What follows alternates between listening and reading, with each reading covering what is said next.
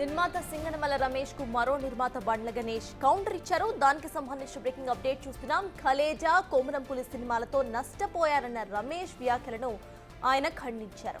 ఈ రెండు సినిమాల వల్ల 100 కోట్లు నష్టపోయారని అన్నారు రమేష్. అయితే రమేష్ సినిమా సరిగ్గా ప్లాన్ చేసుకోలేదని అన్నారు బండ్ల గణేష్. మీరు తప్పు చేసి పవన్ ను అనటం సరికాదని అన్నారు. 3 ఏళ్ల పాటు పవన్ తన టైంను వృధా చేసుకున్నారని, పవన్ 100 కాల్ షీట్స్ వేస్ట్ చేసుకున్నారని అన్నారు.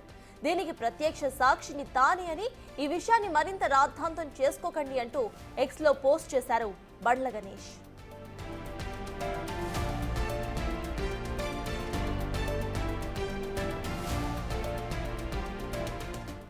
ఇక ప్రెసెంట్ సింగనమల వర్సెస్ బండ్ల గణేష్ అంటూ కూడా ఇటు ట్విట్టర్ వేదికగా బండ్ల గణేష్ ఇచ్చిన కౌంటర్ ద్వారా ప్రచారం అవుతోంది. ఇదే అంశంపై పూర్తి డీటెయిల్స్ మా ప్రతినిధి శ్రీపాల్ అందిస్తారు.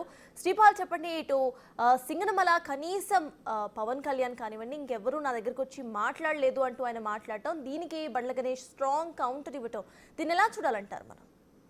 సర్తాజ్, ఈ రోజు అయితే 14 ఏళ్ల తర్వాత అజ్ఞాతం వీడి సినీ నిర్మాత అయితే ఈ రోజు ప్రముఖ హోటల్లో ప్రెస్ మీట్ పెట్టడం జరిగింది. అయితే నేను అనేక కేసుల్లో ఇరుక్కున్నాను, ఏ తప్పు చేయలేదని న్యాయస్థానం నన్ను ఒక నిర్దోషిగా విడుదల చేసింది. అయినా కానీ అయితే ఇది గతంలో మద్దెల చెరువు సూరి హత్య కేసులో ఆరోపణలు ఎదుర్కొన్న సింగనమల రమేష్ అయితే గతంలో ఫైనాన్షియర్ కూడా డబ్బులు ఎగ్గొట్టిన కేసు మరియు చెక్ బౌన్స్ కేసుల్లో కూడా అరెస్ట్ అయిన సింగనమల ఈ కేసుల్లో ఇరుక్కొని జైలు పాలైతే సినిమా ఇండస్ట్రీ వాళ్ళు కనీసం ఒక ఫోన్ కాల్ కూడా చేయలేదు. ఒకరికన్నా ములాఖాత్ పెట్టేసైతే ఒకరు కూడా నన్ను చూడడానికి రాలేదు.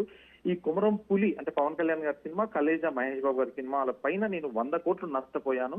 ఈ కనీసం నష్టపోయినందుకు కనీసం అయ్యో పాపం అని కూడా నా మీద జాలి, నన్ను కలవడానికి కనీసం నాకు హెల్ప్ చేయడానికి కూడా ఎవరు ముందుకు రాలేదు సినిమా ఇండస్ట్రీలో అని కూడా చెప్పారు.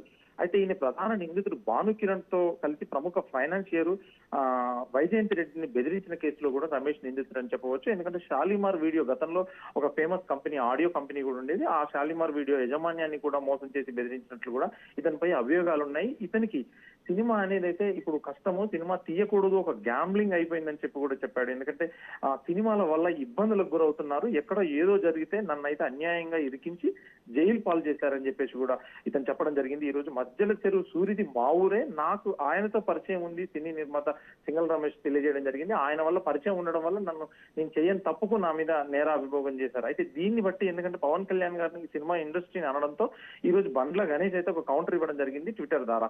ఎందుకంటే నువ్వు సినిమా సరిగ్గా ప్లాన్ చేసుకోలేకపోవడం వల్లనే మీ తప్పు కోసం పవన్ కళ్యాణ్ గారిని 3 సంవత్సరాల పాటు ఏ చిత్రం చేయకుండా కొన్ని 100 కాల్ షీట్లు మీరు వేస్ట్ చేశారు.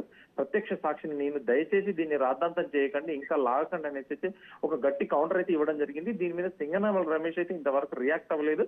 ఇది మహేష్ బాబు కూడా ఎంతవరకు త్రివిక్రమ్ శ్రీనివాస్ గారు ఉన్నారు, మరి ఆ సినిమాకి సంబంధించి కూడా ఎవరైనా రియాక్ట్ అవుతారా లేదా తెలియదు.